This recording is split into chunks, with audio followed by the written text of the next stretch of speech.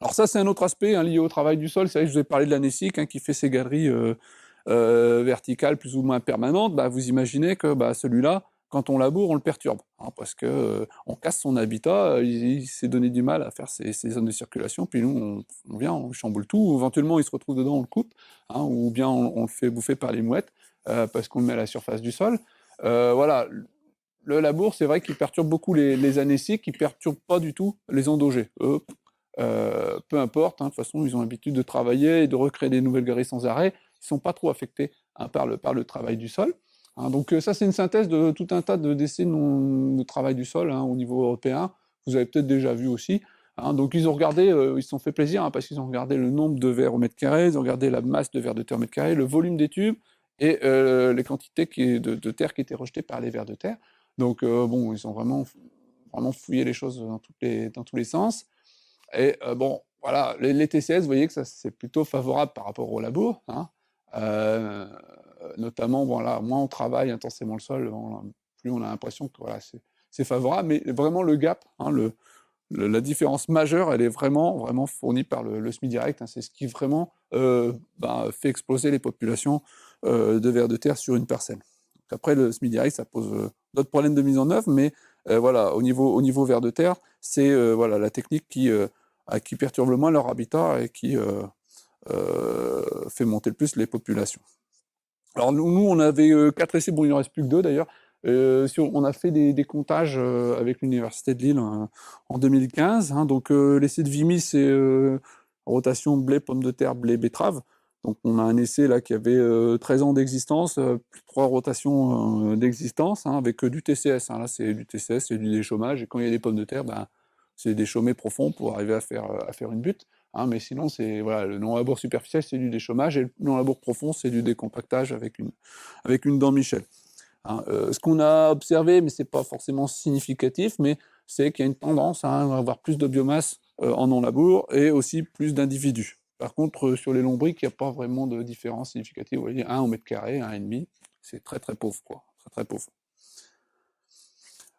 Sur le site de Solem, qui a une rotation plus diversifiée avec chicorée, blé, lin, blé, pois, blé. Là, les populations sont un peu différentes. Là, on a quand même des choses qui sont plus différenciées. Pourtant, vous voyez, l'essai, il a démarré en 2007, donc, ou 2008 même. Il est quand même plus récent, hein, mais il n'y a qu'une rotation. On a voilà, un impact significatif hein, du non-labour sur la biomasse totale. Pas forcément sur la densité, le nombre de vers, hein, mais sur la masse on a un effet. Et pourquoi? Parce qu'en fait, on a bien favorisé les lombriques. Hein, donc, vous voyez que les lombriques, si le nombre d'individus est significativement supérieur en non-labour. Alors, il y a du labour, du non-labour, et le mixte, en fait, c'est un itinéraire où on laboure plus ou moins 1 an sur 2. En général, on laboure pour les cultures de printemps. Donc, le mix, vous voyez qu'au passage, il est proche du comportement du labour sur les lombriques, hein, et puis, voilà. Surtout d'ailleurs. Alors, autre aspect hein, voilà, qui interfère comment dire, sur les lombriciens, c'est les restitutions organiques. Alors là, voilà, c'est pas forcément les produits que vous aurez le plus, disons, à disposition, hein, mais voilà, on imagine hein, que voilà, le fait d'apporter des amendements organiques, hein, c'est de la matière organique et ça stimule hein, les populations de vers de terre. Quoi, hein. Là, les bouts de papeterie, notamment là, dans cet exemple-ci, étaient particulièrement efficace, hein, mais le fumier l'est également. Quoi, hein. Alors, c'est vrai que sur les matières organiques, ce qu'on peut dire aussi, c'est que le lisier, c'est globalement favorable, mais simplement, le lisier, c'est quand même 90-95% d'eau. Donc déjà, la quantité de carbone, de matière organique qu'il y a dedans, elle est beaucoup plus faible déjà, donc moins de nourriture.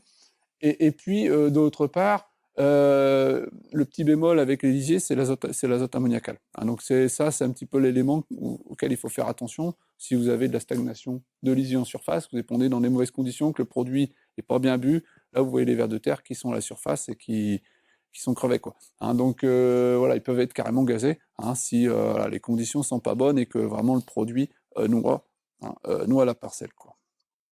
Mais bon, indépendamment de ça, sinon le lisier, c'est plutôt favorable, en règle générale, dans le sens où bah, ça apporte un peu de matière organique, et puis en plus, tout ce qui stimule la croissance des plantes, finalement, ça fait plus de biomasse produite, donc ça fait plus de retour au sol, et donc voilà, c'est favorable. Alors ça, c'est un autre angle, hein, c'est les travaux de l'INRA de Rennes. Bon, c'est l'INRA qui vraiment la station de recherche qui travaille beaucoup sur les vers de terre en France, hein. Donc là, ils ont comparé un système, système d'élevage, hein, avec le système prairie, régras trèfle blanc, et puis le système maïs, hein. Donc maïs avec une fertilisation lisier au milieu et maïs avec une fertilisation minérale tout à droite, hein. Et donc on voit qu'effectivement, il y a beaucoup plus de vers de terre dans la prairie régras trèfle blanc que dans la terre labourable avec le maïs.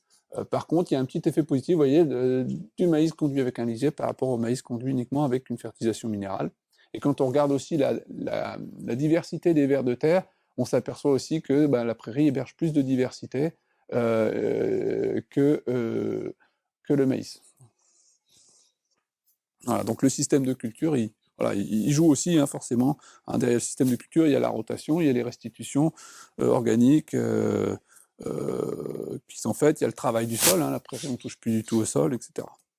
Voilà. Alors, autre question qu'on peut se poser, c'est l'impact de l'emploi des phytosanitaires sur la santé, les populations de vers de terre. Donc ça, c'est une étude aussi qui vient de Bretagne. Donc ils ont testé, vous voyez, des fongicides, donc c'est pas forcément les molécules auxquelles on pense tout de suite quand on pense toxicité pour la vie du sol, hein. Donc, alors, la carbamazepine chez nous, elle est interdite déjà depuis pas mal de temps, je ne sais pas ce qu'il en est chez vous, hein, mais clairement, c'est une molécule qui a un gros effet négatif, hein. Voilà, qui avait un gros effet négatif, donc le fait qu'elle ait été supprimée, je trouve que c'est pas un mal, hein, quand on voit le résultat. Propiconazole, prochlorase, c'est des molécules qui sont toujours utilisées, peut-être pas beaucoup, mais qui sont quand même encore utilisées. Et vous voyez qu'il y a un effet, hein, notamment même 11 semaines après le traitement, on trouve encore des mortalités. Donc le mancozeb, ici, il avait été testé. Vous voyez que par rapport aux témoins, sur cette étude-là, on ne peut pas trop le discriminer. Par contre, d'autres études mettent en évidence que le mancozeb n'est pas très bon, hein. Pas très bon sur la reproduction des vers de terre, sur la croissance des vers de terre, hein. Alors, il n'est pas létal, hein, mais il perturbe quand même la régénération des populations, le développement des embryons, la croissance des embryons, enfin, il y a pas mal d'impacts à différents niveaux du cycle, quoi. Voilà. Donc le ménage qui est fait, il n'est pas forcément... il contraint à trouver des fois d'autres solutions, mais il n'est pas forcément inutile parce que il y avait des impacts très forts, quoi. Alors bon, là, on va encore un peu plus loin, hein. On va encore un peu plus loin en arrière avec le dinoterpe qui est un désherbant et puis le carbofuran qui a été énormément utilisé en traitement de semences, insecticide traitement de semences. Hein, bon, c'est pas si vieux l'arrêt du carbofuran, c'est pas si vieux que ça. Vous voyez que alors là, c'est un peu particulier comme graphique, hein. Vous avez le taux de survie, hein, des vers de terre. Donc, quand ils sont mis juste après le traitement ou quand ils sont mis un certain nombre de semaines après le traitement. Vous voyez que c'est pour ça que ça se décale, hein, les triangles se décalent dans le temps parce qu'on va introduire les vers de terre de plus en plus tard après le traitement, hein, pour voir en fait l'aspect rémanence de la toxicité. Et le dinoterpe, c'était vraiment très très efficace pour détruire les vers de terre, hein, et même, je veux dire, 16 semaines, donc 4 mois après traitement, vous aviez encore des destructions de l'ordre de 40% de la population. Le carbofuran, très efficace aussi. Par contre, certainement, une molécule qui se dégrade plus vite, hein, parce que vous voyez que les populations qui sont introduites après 8 semaines, le taux de mortalité, il est quand même plus faible, hein, il est de l'ordre de 20%.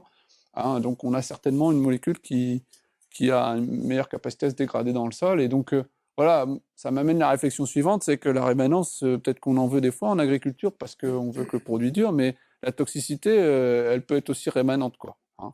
Là, on a des réseaux de suivi de la qualité des sols. Donc, c'est des réseaux qui sont faits sur la base d'un maillage de 15 km. Donc, tous les 15 km, il y a un point de contrôle et on y va régulièrement, hein. Donc, ça, c'est la recherche qui fait ça. Et dans les sols du Nord-Pas-de-Calais, on retrouve de l'atrazine et du lindane qui sont interdits depuis 12-13 ans. On en retrouve dans les sols, quoi, clairement.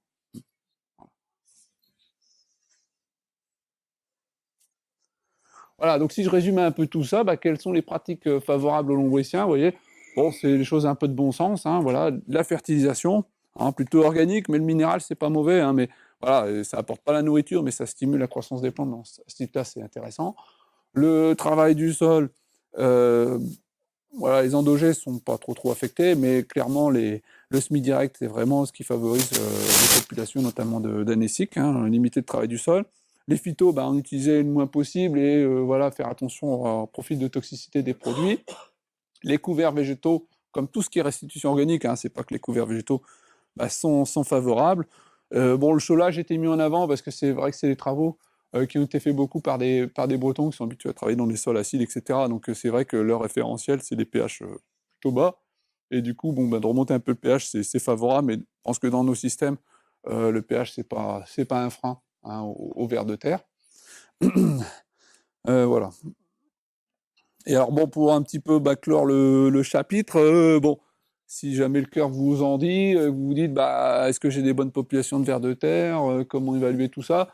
Bon, c'est pas évident, hein. Je pense que de surface, depuis la surface, hein, je veux dire en regardant la surface du sol, vous pouvez toujours voir des choses, hein, notamment les turicules, hein, les petites amottes d'éjection. Vous pouvez de temps en temps voir des vers de terre s'accoupler, tête bêche, mais malgré tout, il faudra vraiment avoir beaucoup de chance, hein, pour arriver à observer ça. Je pense qu'il faut quand même prendre sa bêche, hein, si vous voulez arriver à voir quelque chose. Et voilà, ne serait-ce que récolter quelques béchets, vous éclatez les béchets, et puis vous regardez à l'intérieur s'il y a des mottes grumeleuses, hein, des déjections de vers de terre, hein, dans la béchet. Si vous voyez des galeries de vers de terre, vous pouvez aussi trouver des vers de terre, hein, en extrayant une béchet. Donc ça vous donne un indice, je veux dire, une évaluation un peu qualitative, mais qui est pas inintéressante. Après, si on veut aller plus loin, on peut ouvrir un profil, hein, et donc là, quand vous avez un profil ouvert devant vous, vous regardez, vous mettez à nu les galeries qui sont verticales. Les grosses galeries d'anéciques, hein, qui sont dans le sous-sol notamment, on les voit très bien, hein, parce qu'elles sont plus foncées. Donc là, en gros, si vous avez une galerie tous les 10 cm, j'ai envie de dire, c'est super. Si vous avez une galerie tous les mètres, c'est que votre sol, il n'est pas très actif au niveau vers de terre, quoi. Donc voilà, de façon très simple, hein, je veux dire, on peut se faire une idée. Et puis c'est pareil, la taille des galeries, si vous voyez des très grosses galeries d'anéciques, je veux dire, c'est toujours très favorable, parce que ça veut dire que c'est des vieux individus, ça veut dire qu'ils sont là depuis un bout de temps, voilà, qui se plaisent dans le sol. Et puis après, vous pouvez aussi faire ce que je disais tout à l'heure, hein, c'est-à-dire décaper un profil horizontal, mais là c'est déjà un peu plus laborieux, puis décoller les orifices de galeries pour compter combien vous êtes de galeries au mètre carré. Mais bon, ça c'est vraiment pour les motiver. Et puis après, compter, faut être encore plus motivé, hein. Donc en France, il y a un observatoire, hein, qui existe, qui est fait par le Musée national d'histoire naturelle. Et en fait, c'est un processus qui a été développé par la recherche. Bon, alors au départ, ils travaillaient avec le formol, et puis après, ils sont partis sur la moutarde, c'est quand même plus soft, hein, surtout pour vulgariser, hein. Donc le principe, c'est de la moutarde blanche, la moutarde forte, pardon, Amora, hein, bref, pas de pub, et dans 10 litres d'eau, hein. Et donc pour avoir toujours le même produit, que ce soit répétable, etc. Et donc le but, c'est d'arroser 10 litres sur 1 mètre carré, d'attendre un quart d'heure, de ramasser tout ce qui sort, parce qu'en fait, la moutarde, c'est urticant. Donc, si on noie bien les galeries, les vers de terre, ça gratte, ils se sauvent. Et donc, on récupère ceux qui veulent bien sortir. On recommence au bout d'un quart d'heure. On récupère tout ce qui sort pendant un quart d'heure. Et puis, voilà, après, on peut essayer de les trier selon que c'est des jeunes, des adultes, selon que c'est des anéciques, des épigés, etc. Et puis participer aussi à créer des références. Mais vous voyez que c'est pas évident, il faut quand même déjà passer rien qu'une demi-heure, hein, un minimum, pour avoir un chiffre. Et idéalement, il faut faire ça 3 fois sur une parcelle pour avoir quelque chose qui veut dire quelque chose. Et il y a des conditions et des moments où finalement, on a beaucoup de mal à faire remonter les vers de terre. Et souvent, ce qui est beaucoup plus efficace, c'est d'y aller à la bêche et de prélever, hein. Et donc avec l'Université de Lille, ce qu'on avait fait, c'est qu'on avait arrosé à la moutarde, et puis après on a été à la bêche, prendre les 20 premiers centimètres, et c'est vrai qu'on en a trouvé énormément en, voilà, en délitant la structure du sol et en allant les chercher. Il y en a beaucoup qui n'étaient pas remontés malgré la moutarde qu'on avait balancée, quoi. Voilà. Donc après, voilà, il y en a qui avancent des chiffres, mais j'ai peur que dans un bloc de terre de 20 sur 20 par 30, j'ai peur que vous ayez souvent moins de 10 vers de terre, hein. J'ai peur. Donc ça va peut-être voilà, vous démoraliser de faire le test, quoi. Mais bon, voilà. Déjà, de regarder un peu la densité, voir si ça vit ou pas, ou bien si vraiment il n'y a rien du tout. Déjà, faites une petite idée, quoi.